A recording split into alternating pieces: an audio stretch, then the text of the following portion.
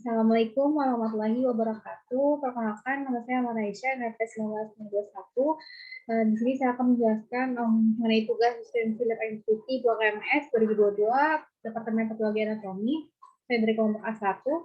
Di sini saya mendapatkan kasus di mana dikatakan seorang perempuan berusia 39 tahun datang dengan keluhan adanya tumor atau benjolan di bagian depan lehernya, di mana pasien ini mengeluhkan gejala-gejala seperti adanya palpitasi, kemudian tremor, ansitas, adanya berkeringat, kemudian juga adanya penurunan penghematan. Kemudian pasien dilakukan pemeriksaan laboratorium.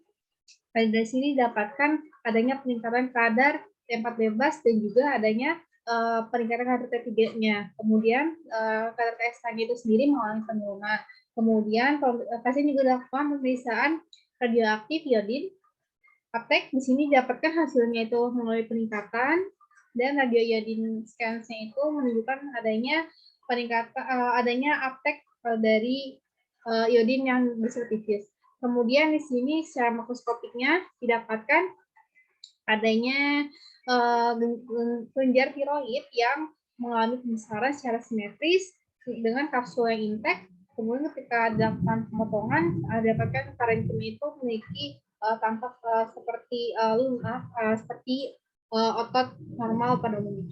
Kemudian dari pemeriksaan mikroskopiknya, di sini didapatkan bahwa fitur dominan dari pasien ini adalah adanya peningkatan sel yang hiperplastik.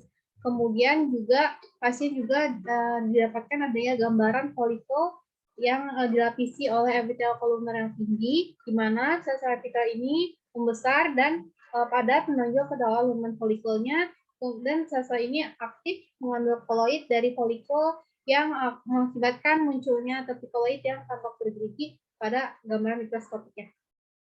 Kemudian dari kasus tersebut, pasien ini didiagnosis yaitu salah satu jenis dari toxic goiter, yaitu Pseudomyxin toxic, atau yang lebih sering secara umumnya itu adalah Graves disease. Graves disease itu sendiri merupakan suatu kelainan autoimun yang diakibatkan adanya thyroid stimulating immunoglobulin atau TSI yang biasanya itu sering disebut SAB atau TSH reseptor antibody yang disekresikan oleh kelenjar tiroid, kemudian dia akan berikatan dengan TSHR di tiroid maupun di ekstratiroidal, di mana penyakit Graves ini merupakan bentuk umum dari tirotoksikosis. Tirotoksikosis sendiri merupakan suatu keadaan di mana adanya peningkatan kadar dari tiroid, hormon tiroid dalam sirkulasi, dan nantinya pada pasien Graves ini akan didapatkan tanda-tanda gejala-gejala hipertiroidisme. Untuk Graves ini akan meliputi gejala-gejala beberapa yang bisa dikelompokkan menjadi gejala-gejala tirotoksikosis, hipertiroidisme, kemudian adanya goiter atau pembesaran kelenjar tiroid, kemudian juga ada gejala-gejala oftalmopati, exophthalmos, dan juga mungkin adanya gejala-gejala dermopati seperti perhatibiamis edema. Untuk Graves disease sendiri merupakan suatu bagian dari golongan termasuk kategori toxic goiter yang jenis difusa. Untuk toxic goiter atau stroma sendiri atau pembesaran kelenjar tiroid itu dibagi menjadi berdasarkan secara anatomis dan juga secara fisiologis. Secara anatomis itu dibagi menjadi bentuk yang difusa, di mana pembesaran itu akan tampak simetris, dan nodusa atau berbentuk nodul-nodul. Untuk secara fisiologisnya dibagi menjadi bentuk menjadi yang jenis toksik dan juga non-toksik. Untuk yang toksik itu artinya ada perubahan fisiologi seperti adanya peningkatan kadar hormon tiroid pada kadar hipertiroidisme. Pada Graves disease ini tergolong dalam stroma toksik difusa, di mana pada pasien itu akan didapatkan adanya pembesaran kelenjar tiroid secara anatomis dan peningkatan kadar hormon tiroid secara fisiologisnya, sehingga disebut stroma toksik. Dan disebut difusa karena pembesaran itu akan tampak merata atau simetris pada tidak adanya nodul-nodul yang halnya seperti pada jenis yang nodusa. Untuk perbedaan dengan yang nodusa sendiri, selain bentuknya, nodusa itu biasanya dalam bentuk Plummer disease. Dan untuk yang difusain nodusa itu disebabkan paling sering oleh defisiensi iodium atau adanya penurunan level T4-nya. Kemudian juga mutasi somatik dari TSHR ataupun protein mediator pertumbuhan seperti endotelin 1, IGF-1. Kemudian juga biasanya yang nodusa ini lebih banyak pada pasien yang usianya tua. Kemudian untuk gejalanya itu, baik yang nodusa maupun nodusa ini memiliki gejala-gejala yang merupakan manifestasi dari adanya peningkatan kadar hormon tiroid, seperti adanya peningkatan metabolisme tubuh, sehingga nantinya berat badan akan mengalami penurunan, adanya peningkatan keringat, produksi keringat, kemudian juga adanya penurunan nafsu makan, kemudian seperti adanya gejala-gejala aktivitas simptom otomatik seperti adanya takikardi, adanya palpitasi, kemudian ada gejala-gejala lainnya. Kemudian untuk gejala ekstratiroidalnya itu sendiri seperti mengenai pada Graves' disease khususnya yang khas yaitu adanya pada oftalmopatinya mengalami seperti tapak membesar, gejala-gejala eksotalmus, kemudian juga matanya tampak melotot, kedipan yang berkurang, dan detiknya akan positif. Sementara itu untuk nodusa sendiri, untuk ekstratiroidalnya seperti adanya pelebaran viscera palpebra, mata melotot, dan adanya penurunan frekuensi kedipan mata. Untuk diagnosisnya, untuk yang jenis rheuma toksik yang difusa ini akan didapatkan kadar SH-nya itu mengalami penurunan, sementara FT4-nya dan T3-nya itu mengalami peningkatan. Dan bisa ditegakkan dengan jika didapatkan adanya antibodi TPO ataupun TRAB yang positif. Selain itu juga bisa ditegakkan dengan pemeriksaan USG yang akan dijelaskan lebih lanjut. Kemudian untuk nodusa sendiri akan ditegakkan jika dia ini adanya TSH yang menurun atau T4 yang normal atau sedikit meningkat dan T3 yang meningkat. Kemudian untuk bentuk nodusa juga ciri khasnya pada pemeriksaan fisik akan dapatkan adanya nodul-nodul. Dan juga bisa dilakukan dengan pemeriksaan thyroid scan, adanya distribusi peningkatan dan penurunan uptake dari iodin yang multiple. Kemudian dari USG-nya yang khas adalah dari discrete nodules. Untuk pada kasus yang sudah pada awal tadi, termasuk dalam Graves' disease yang penyebabnya itu sudah disebutkan sebelumnya, yaitu adanya autoantibody terhadap reseptor TSH pada folikel tiroid, yaitu autoantibody-nya adalah TSI, ya, thyroid stimulating immunoglobulin, yang salah satunya itu adalah TSAB atau bagian dari TRAB atau TSH reseptor antibody yang bagian stimulannya. Di mana secara faktor risikonya itu pada kasus Graves' disease ini meningkat pada pasien-pasien dengan dari segi genetiknya, di mana genetik ini dilaporkan pasien-pasien mengalami Graves' disease ini adanya kelainan genetik seperti polimorfisme pada HLA DRR atau gen imunoregulator CTLA4, CD25, PTPN22, dan juga CD226.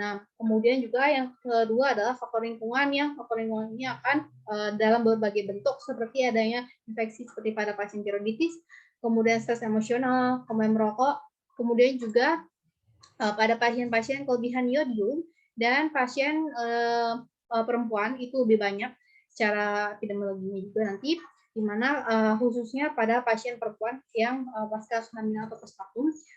Kemudian secara usia itu meningkat pada usia 20 sampai 40 tahun. Kemudian secara epidemiologinya bahwa Graves' disease ini mencapai 60 sampai 80% dari total keseluruhan kasus tirotoksikosis, di mana puncak insidensinya itu adalah sekitar usia 20 sampai 40 tahun. Namun bisa juga terjadi pada usia lanjut, namun jika untuk usia sebelum menginjak remaja itu jarang terjadi, ya. Kemudian di sini juga banyaknya itu terjadi pada perempuan, di mana angkanya itu pada perempuan dikatakan 5 kali lebih tinggi daripada laki-laki. Untuk gejalanya sendiri, sini gejalanya itu ada beberapa hal di mana akan yang sudah dikelompokkan seperti adanya peningkatan goiter. Goiter ini adanya pembesaran kelenjar tiroidnya, kemudian gejala-gejala hipertiroidisme seperti adanya gejala-gejala aktivitas peningkatan aktivitas simpatomatik, adanya disporia, adanya palpitasi, adanya tremor, kemudian adanya takikardi, kemudian juga adanya fatigue atau weakness, kemudian adanya diare, kemudian ada peningkatan berat badan, penurunan berat badan, namun pasien itu peningkatan nafsu makan, kemudian ada yang poliori, kemudian jika wanita mungkin adanya gangguan siklus menstruasi, ada yang oligomenorrhea, ataupun adanya gejala-gejala pada oftalmopati seperti adanya exophthalmos, dan di sini bisa dikelompokkan di diagnosisnya itu berdasarkan klasifikasi Werner ini, di mana akan tampak dinilai apakah ada penurunan retraksinya, lead-lag-nya positif tidak, kemudian juga dari apakah ada keterlibatan dari jaringan di sekitarnya, jaringan sekitarnya, kemudian apakah ada konjungtivitis, kemudian apakah ada proptosis, ataupun keterlibatan dari ekstraokular muscle-nya, kemudian apakah ada corneal lymphoma seperti keratitis, kemudian juga apakah sudah sampai menyebabkan gangguan penglihatan akibat keterlibatan dari nervus optik. Selain itu juga mungkin adanya gejala dermopati seperti pada gambar ini, adanya penebalan pada kulit akibat adanya penumpukan dari glukosaminoglikan, biasanya itu mengenai pretibial. Kemudian di sini untuk patofisiologinya, patofisiologi itu berkaitan dengan kelainan autoimun. Autoimun ini diakibatkan oleh faktor tadi ya, faktor genetik dan juga faktor lingkungan. Gangguan autoimun ini akan menyebabkan adanya produksi dari antibodi terhadap TSH reseptor yang pada akhirnya dia ini akan berikatan dengan dua jenis yaitu pada epitel di folikular tiroidnya ataupun di ekstratiroidal, yaitu pada fibroblas pada orbita. Hal ini akan menyebabkan gejala-gejala di mana dari setelah berikatan tersebut akan merangsang kelenjar untuk melakukan sintesis hormon tirotoksin, sehingga akan didapatkan kadar T3-T4 juga meningkat dalam pemeriksaan. Kemudian keadaan ini disebut dengan hipertiroidisme. Hipertiroidisme timbullah gejala-gejala hipertiroid yang ada di sini seperti gangguan-gangguan dari gangguan metabolismenya mengalami peningkatan, katabolisme yang mengalami peningkatan. Di sini mungkin nanti pasien akan peningkatan lipolisis, peningkatan gluconeogenesis, sehingga nantinya berat badan itu menurun. Kemudian berat badan yang menurun di sini, selain itu juga adanya peningkatan metabolisme tersebut akan menyebabkan pasien itu butuh banyak oksigen sehingga RR-nya itu bisa meningkat dan mungkin pasien akan sesak napas. Kemudian kebutuhan nutrisinya juga meningkat, akan menyebabkan adanya aktivitas galerin di gaster yang meningkat sehingga akan menyebabkan nafsu makan meningkat. Selain itu juga peningkatan laju metabolisme juga akan menyebabkan adanya peningkatan produksi dari ekstra panasnya, sehingga akan adanya mekanisme heat loss yang dilakukan oleh tubuh, dan hal ini akan menyebabkan tubuh itu juga mengeluarkan keringat dan juga kata lembab. Kemudian di situ juga pasien akan melakukan mekanisme heat intolerance sehingga pasien itu suka hawa dingin. Kemudian dari wanita mempengaruhi reproduksinya juga. Untuk wanita itu nanti akan pada akhirnya mengalami gangguan siklus menstruasi seperti oligomenorrhea. Hal ini akibat adanya gangguan dari metabolisme perifer dari hormon estrogen itu sendiri. Sementara pada pria itu bisa menyebabkan adanya ginekomastia karena ada gangguan dari konversi perifer androgen menuju estrogen. Selain itu juga mungkin adanya penurunan kesuburan dan impotensi. Selain itu juga dari aktivitas hipertiroidisme akibat hormon tiroid meningkat juga akan mempengaruhi dari jumlah dan sensitivitas reseptor beta adrenergic di otot jantung atau rangka limfosit. Hal ini akan menyebabkan adanya peningkatan efek simpatis. Efeknya di mana yang disebut efek simpatomimetik. Hal ini akan menyebabkan adanya peningkatan aktivitas di CNS-nya sehingga adanya tremor, hiperkinesia, hiperrefleks, ataupun di ususnya akan terjadi hiperdefekasi atau diare. Kemudian juga dari aktivitas RAS juga akan meningkat yang pada akhirnya bisa dapat menyebabkan meningkatkan tekanan darah, adanya palpitasi, takikardia, atrial fibrillasi pada orang tua. Kemudian juga selain efek tersebut, ketika TSHR antibodi tadi berikatan dengan di fibroblas orbita akan menyebabkan sensitasi limfosita sitotoksik terhadap antigen orbital tersebut, mengeluarkan mediator inflamasi yang pada akhirnya akan menyebabkan peningkatan sintesis glukosaminoglikan, peningkatan lemak retroorbitalnya juga. Hal ini glukosaminoglikan itu kan akan menyebabkan atau menarik air sehingga nanti pasien itu akan tampak adanya peningkatan asam hyaluronat, adanya gejala-gejala seperti peritibial myxedema. Kemudian juga pada orbitalnya itu akan menyebabkan adanya pembengkakan ekstra okular, kan tampak gejala-gejala oftalmopati seperti proptosis, kemudian edema pada orbital konjungtivitis, neuropati optik, lead-lag yang positif, dan jika tidak ditangani maka akan menyebabkan fibrosis irreversible pada otot mata. Untuk secara diagnosisnya itu sendiri bisa dilakukan pemeriksaan dari anamnesis, nanti akan dapatkan keluhan-keluhan dari berbagai sistem seperti pada gejala klinis yang sudah disebutkan sebelumnya.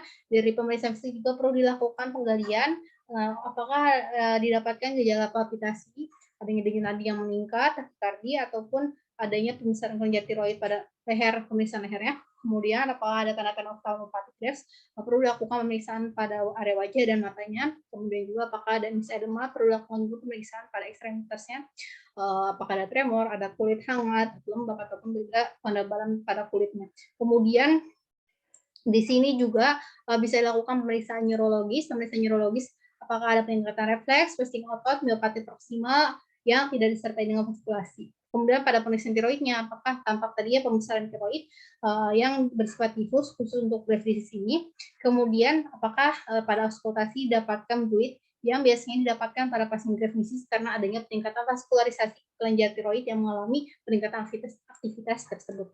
Kemudian bisa dilakukan juga pemeriksaan penunjang seperti pada kasus dilakukan pemeriksaan radioaktif iodin aptek, di mana pemeriksaan ini bertujuan untuk prinsipnya itu untuk mengetahui berapa banyak iodin yang digunakan dan diambil melalui transfuran natrium iodida di kelenjar tiroidnya. Kemudian untuk RIU ini akan indikasinya itu bisa dilakukan pada pasien yang diduga tirotoksikosis, namun bisa etiologinya itu belum bisa dipastikan. Nanti pasien itu akan menelan sekitar 16 kapsul atau cairan yang berisi iodin radioaktif, kemudian nanti hasilnya akan diukur pada periode tertentu, biasanya itu 6 atau 24 jam kemudian. Hasilnya ini akan terlihat iodin yang terlihat pada seluruh area kelenjar tiroid. Kemudian untuk selanjutnya bisa dilakukan juga pemeriksaan scintigraphy yang prinsipnya itu menilai distribusi iodin dan dilakukan bersamaan dengan pemeriksaan RIU tadi. Kemudian pada grafisis pada pasien dengan pemeriksaan scintigraphy ini akan mendapatkan adanya distribusi yang merata, sedangkan untuk penyakit lain itu biasanya akan timbul adanya distribusi pada daerah tertentu, pada nodus tertentu dengan batas tegas. Kemudian pada USG-nya, di sini bisa dilakukan pemeriksaan. USG ini memiliki sensitivitas yang tinggi, namun pemeriksaan itu sangat mudah dilakukan dan non-invasif. Untuk indikasinya itu nodul tiroid yang teraba pada pemeriksaan fisik, kemudian pasien multinodular goiter atau pasien dengan resiko kanker tiroid. Dan hasilnya itu untuk kelenjar tiroid pada grafis sendiri akan didapatkan adanya pembesaran yang bersifat difus dengan gambaran hipoekoid. Kemudian bisa dilakukan pemeriksaan indeks Swain dan Newcastle, di mana untuk mendiagnosis dari grafis ini ada beberapa kelompok dari gejala yang kemudian dinilai berdasarkan skor dari 1 sampai 5. Di sini juga ada skor negatif juga, nanti kemudian gejala-gejala misalkan pasien mengalami berdebar, kemudian di sini berikan skor +2, dan gejala-gejalanya kemudian di skor-skor tadi dilakukan penjumlahan di total. Jika hasilnya itu lebih dari sama dengan 20, artinya pasien ini positif gejala hipertiroid. Kemudian bisa juga dilakukan pemeriksaan dengan indeks diagnosis Newcastle, di mana juga sama halnya seperti indeks Swain tadi di atas, nanti akan ditotal dengan range yang -11 sampai 23, artinya pasien itu tiroid. Jika range itu +24 sampai dengan +39, artinya ada range pada range tubuh. Kemudian juga termasuk range toksifika, nilainya itu +40 sampai dengan +80. Kemudian untuk makroskopiknya akan didapatkan gambaran yang pembesaran kelenjar tiroid itu secara simetris. Kemudian kapsulnya itu utuh atau intact. Kemudian pada potongan parenkimnya juga memiliki tampak lunak dan menyerupai ototoma. Kemudian dari gambar mikroskopiknya akan didapatkan banyak sel hiperplastik, di mana follicle itu dilapisi oleh epitel kolumnar tinggi, dan sel-sel epitel tadi akan membesar dan padat, menonjol pada momen folikel, dan secara aktif mereka akan mengambil koloid dari folikelnya, sehingga akan tampak tepinya itu koloid tampak seperti bergerigi. Di sini juga ada epitel-epitel yang epitel kolumnar yang tinggi dan adanya vakuola yang berisi koloid. Kemudian dari sini komplikasinya untuk grafis sendiri adalah berkomplikasi pada gangguan kehamilan ataupun gangguan jantung terkait dengan efek hipertiroidisme tadi juga. Kemudian pada tulang osteoporosis. Kemudian yang paling berbahaya atau emergensi ini adalah krisis tiroid, di mana krisis tiroid ini didiagnosis pada pasien jika memenuhi 3 trias, yaitu adanya peningkatan kadar hipertiroidisme atau tirotoksikosis yang menonjol, kemudian juga adanya penurunan kesadaran dan juga adanya peningkatan suhu. Kemudian komplikasi lainnya adalah agranulocytosis related to the tionamis dan juga exacerbasi dan hipertiroidisme. Untuk prognosisnya itu ada secara vitam itu adalah F26, secara fungsi atau fungsional itu F26 juga baik, dan juga secara kesembuhan atau external itu sama, di mana pasien itu mungkin mengalami rekurensi. Mungkin sekian yang bisa saya sampaikan. Ini referensi yang saya gunakan. Terima kasih banyak. Wassalamualaikum warahmatullahi wabarakatuh.